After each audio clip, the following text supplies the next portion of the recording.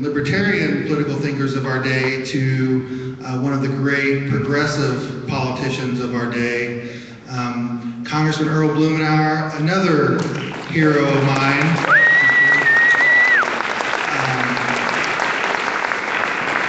People here in Portland especially don't need much of an introduction for Congressman Blumenauer. He helped us decriminalize marijuana, the first state, all the way back in 1973. He has been a public servant for the people of Portland, Oregon, progressives, environmentalists, really all over the world. Locally and now in the halls of Congress. There is nobody doing better work at the federal level than Congressman Earl Blumenauer. And one thing that he's been able to do is to amicably work with people across the aisle to really get great things done in a House of Representatives that it's hard to get great things done, if anything, done. And he has been working on banking, tax reform, and when federal prohibition crumbles at the federal level, I have no doubt in my mind that we will have Earl Blumenauer to thank for that. So please welcome our next guest, Congressman Earl Blumenauer.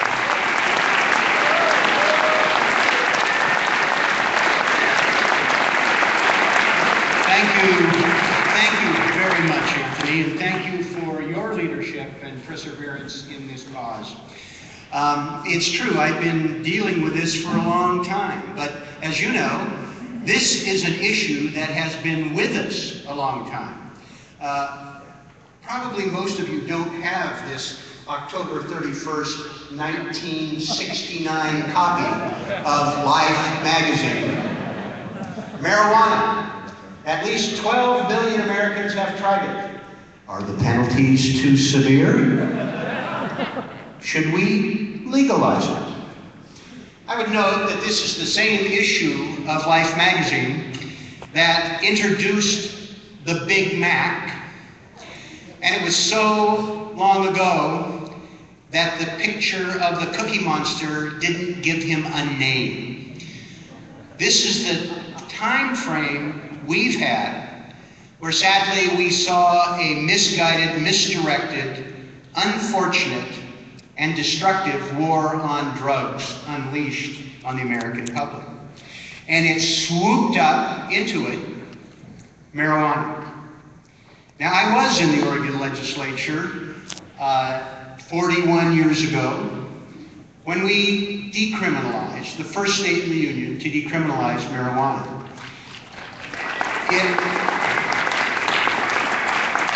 It was a fascinating dynamic. In fact, we had a bill, as some of you know, basically to allow 2 plants for personal consumption. And it was carried by a conservative pig farmer, a Republican from Eastern Oregon, who didn't smoke and didn't drink and was the most straight-laced person you've ever met, who just laid out the case. The prohibition on marijuana is stupid. It's less destructive than alcohol and tobacco, and we just ought to get on with life. Well, we're still trying to follow the admonition of my friend Stafford Hansel 41 years ago. Although I was told that if the 19 of us who voted for the bill had been joined by the people who voted no but smoked dope, Oregon would have been the first state to legalize adult use of marijuana. And in one sense, it's frustrating that it continues, that we're bumping along despite evidence and the momentum. But I will tell you that we are on a roll. After 41 years of dealing with this issue, I feel more confident than ever that we're in the home stretch.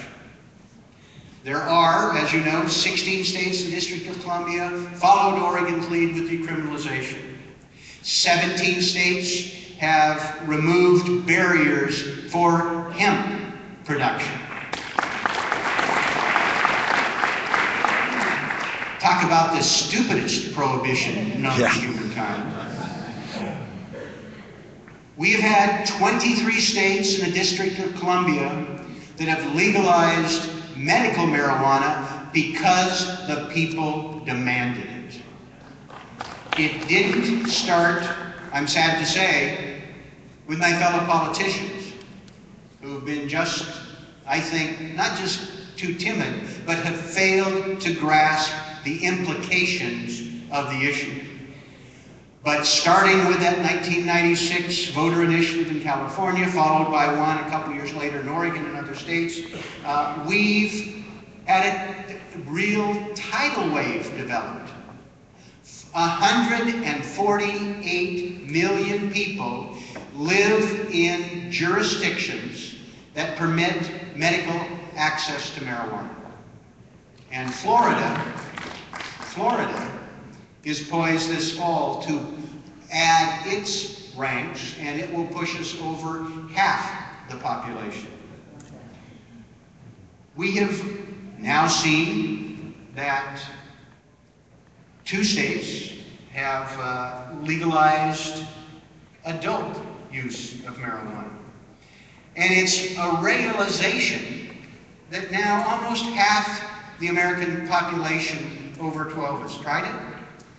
This year, more than 10% of Americans will use it.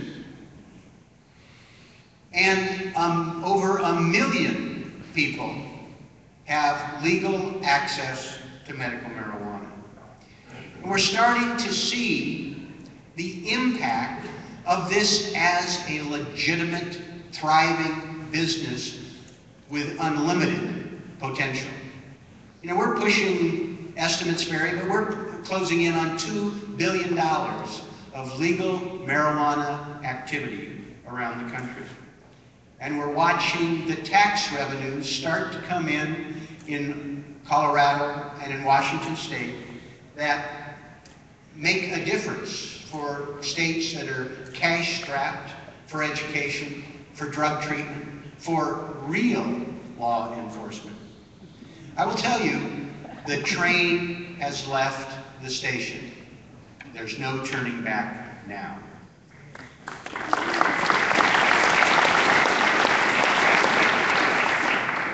One of the reasons that I'm optimistic is because there is a compelling case that the biggest argument against legalization of marijuana, the fact that it gets in the hands of young people and messes up adolescent brains, nobody wants young people to smoke marijuana. But as a practical matter, responsible regulation, legalization, and taxing it is the best approach to help keep it out of the hands of kids.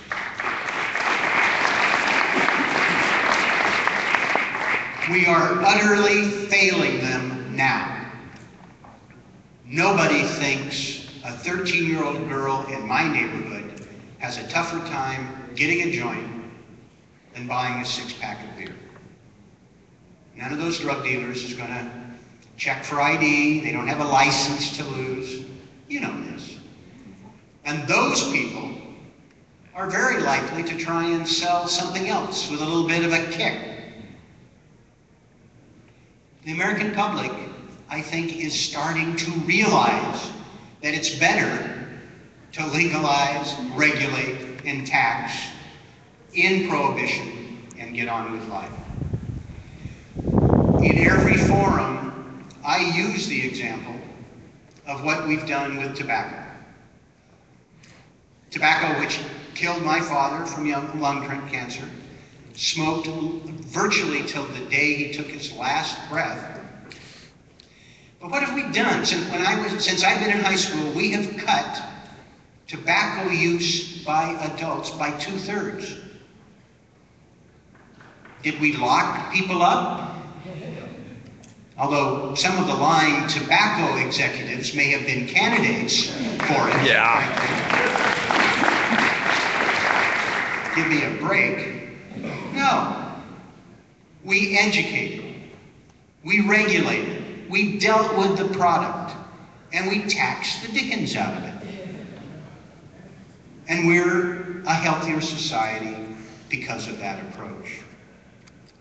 The public broadly understands what was part of this story in Life magazine 45 years ago, that tobacco makes a third of the people who use it dependent. It's more than heroin, which is almost a quarter. 17% of cocaine users. 15% of those of us who drink alcohol.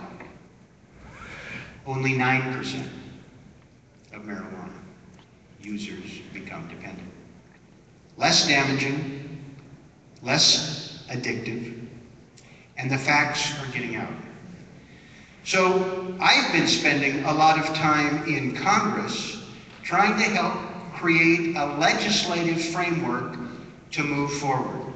Some of you may be familiar with a little study I published a couple years ago with my friend Jared Polis when we launched this effort. We call it the Path Forward. We're having to update it all the time because of all the progress that is being made around the country. It's always out of date. And that's a good thing. I agreed with my friend Barney Frank, and I've always co-sponsored legislation and tried to be helpful, but I agreed when Barney left Congress along with Ron Paul that I would be willing to step up and do a little more in terms of an organizational effort. We created an informal working group of people who are involved with our matrix of bills dealing with marijuana. We have 15 bills on this matrix, and I have some extra copies in the back of the room or the front of the room. Emily Hebron from my office has them, that lists all of the bills, all 15 bills in Congress. We have, I'm proud to say, 79 members who've co-sponsored at least one of these. And I will say that there are a total of 25 Republicans who've joined as co-sponsors. 11 of the bills are bipartisan. And they run the range of what Jared and I did at the beginning of the session was a package to legalize and to tax. And those two bills, I think, will take the framework. They're not going to pass this Congress, but it's where I think America is going. And I'm proud to have been there with Jared, putting them on the table. We've had legislation to protect medical marijuana from federal interference. The hemp has really been exciting how that has exploded. We have broad bipartisan support for the legislation, but if you've been keeping score, in the last year we have had 7 amendments on the floor of the House, in 6 in favor of expanding marijuana reform. 5 of the 6 passed, and the one that was to limit failed.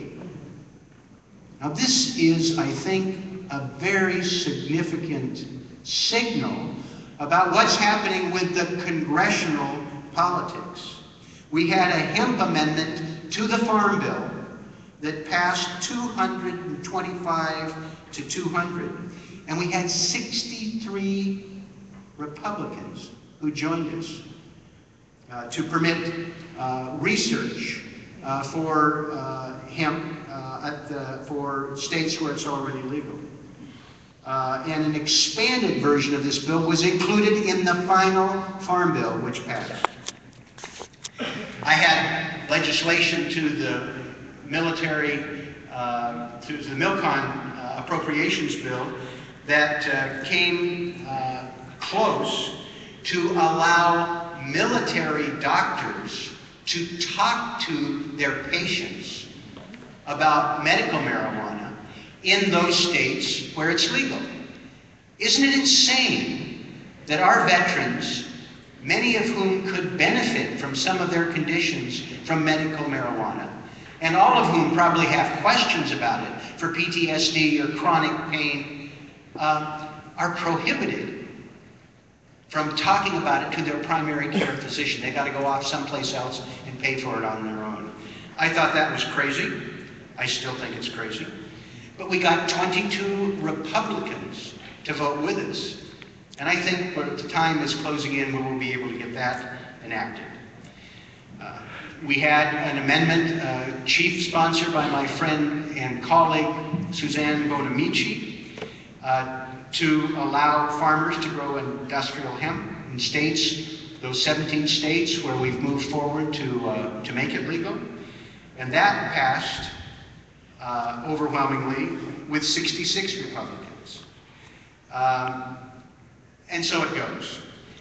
One of the things that I think is most significant was a Republican-sponsored medical marijuana amendment, which would have prohibited the federal government from spending federal funds to enforce marijuana laws in a way that would interfere with medical marijuana.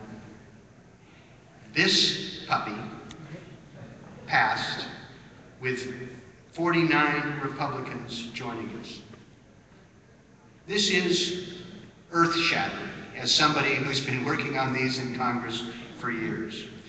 Finally, and getting to a point that I want to elaborate on a little further, that some of you care deeply about, the insane federal policy that prohibits financial institutions from being able to deal with legitimate marijuana businesses for the ordinary financing transactions that every business takes for granted. That amendment passed 231 to 92 with 45 Republicans in favor. And I really,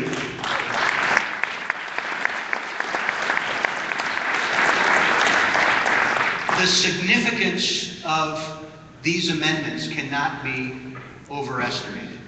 Sending a signal to stop interfering with medical marijuana is a signal to the administration. The president's already said he has bigger fish to fry, but unfortunately we've got 93 U.S. attorneys who are still frying small fish, right?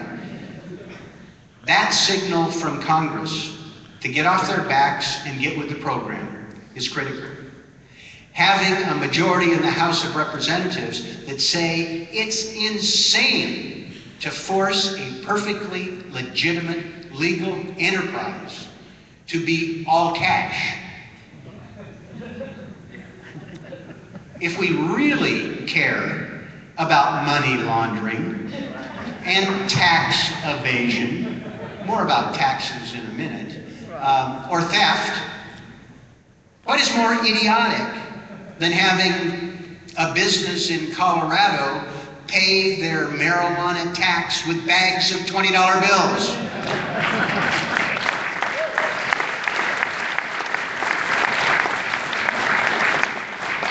Well, as you know, we've gotten a little guidance, not good enough for the banks, and I understand.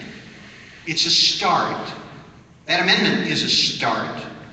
But what we need to do is take the amendment that passed and be able to enact it in law. And I think it's only near-fetched that that will happen this year.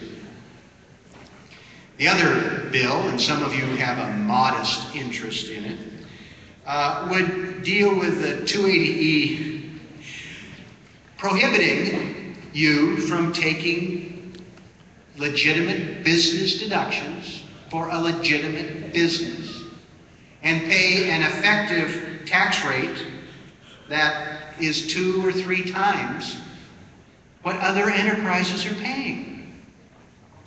It's not fair. It's stifling growth and development. It doesn't promote compliance with the tax law. because it's so blatantly unfair. And we're in a country where we have 150 million taxpayers, and we rely on voluntary compliance. And we're going to get more voluntary compliance when we eliminate this bill, this provision that was dropped in to provisions in late 1970s when some drug dealer tried to expense his yacht. And it was written too broadly, and you got caught up in the net. I was pleased when I introduced this legislation. I was joined by Grover Norquist, who's not really been at many of my press conferences. This Republican conservative icon, who agrees that it's insanity. And it's another strong, strong reason why we're moving in the right direction. So here's what I think is going to happen. I'm spending my spare time in Oregon campaigning for Measure 91, which will make Oregon the third state to legalize adult use of marijuana.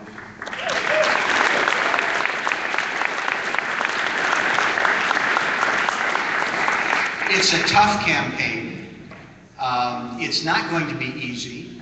The other side is very glib, fast and loose with the facts, claiming credit for everything. I had a debate with one of the district attorneys yesterday, and it was quite an experience.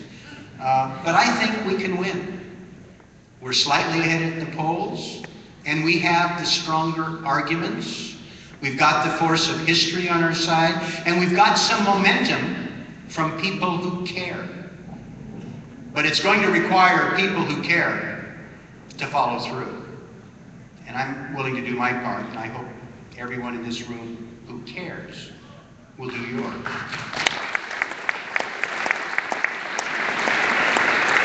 There's another ballot measure in Alaska. Now, I don't pretend to understand Alaska politics. I don't know if you read the New York Times today about the brawl that with the Palin family at somebody's birthday party, and that somebody said it ended up as a nice party and ended up like Jerry Springer's show. Yes, I don't pretend to understand, but I know it can pass there too. But if it passes in Oregon, I think we turn the corner. It's game over. This is the third consecutive victory. We're poised for the state of California and others in 2016. And I think we're on our way. Number one, we want to focus on delisting marijuana. Yeah. That'll solve lots of our problems.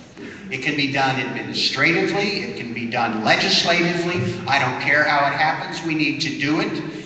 The victory in Oregon and the work that you're doing makes that much, much, much more likely. We need to pass these items of legislation.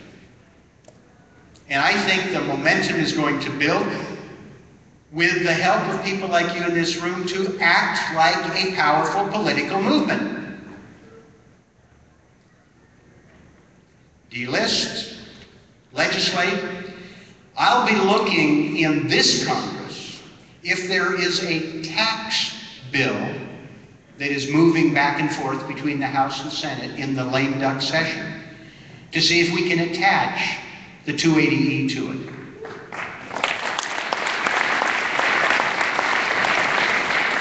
It's outmoded, it's antiquated, it's unfair, and more people are recognizing it. And if we're successful in November, we get a little extra leverage.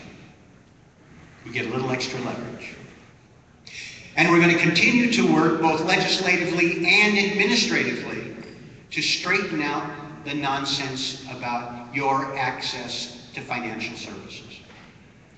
We're having incremental progress. More people are aware. Election victories in the fall. I think that is more likely. And I think there are things we can do with the administration. This administration is now all about legacy.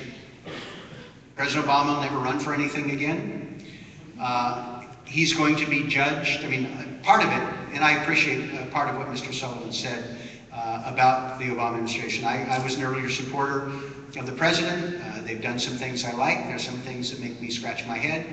But, you know, I get my news from The Onion.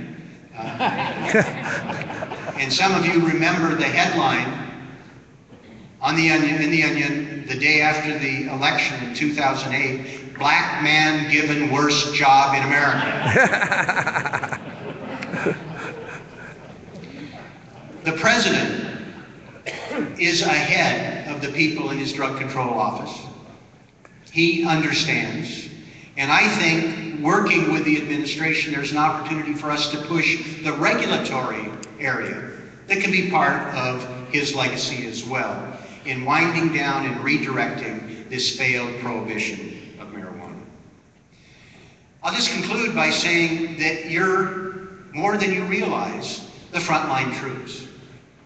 Those of you who are involved with employing thousands of people around the country, those of you who are involved with hundreds of millions of dollars of economic activity, you're developing products that meet needs for Americans, and there are opportunities to refine the research, the product regulation, the safety, the applications from hemp to medical marijuana to recreational aspects. This is a tremendous opportunity that can capture the attention of Americans across the country. The extent to which you can do your jobs better, it adds to that momentum. As I say, we're in the home stretch. We've had some amazing success already this Congress, and there are things that we can do together to zero in on. I appreciate the opportunity to be with you today to share some of my thoughts and observations. I look forward to working with you on the campaign trail, on the legislative trail, and in the court of public opinion, all of which I think we're on the winning side. Thank you very much.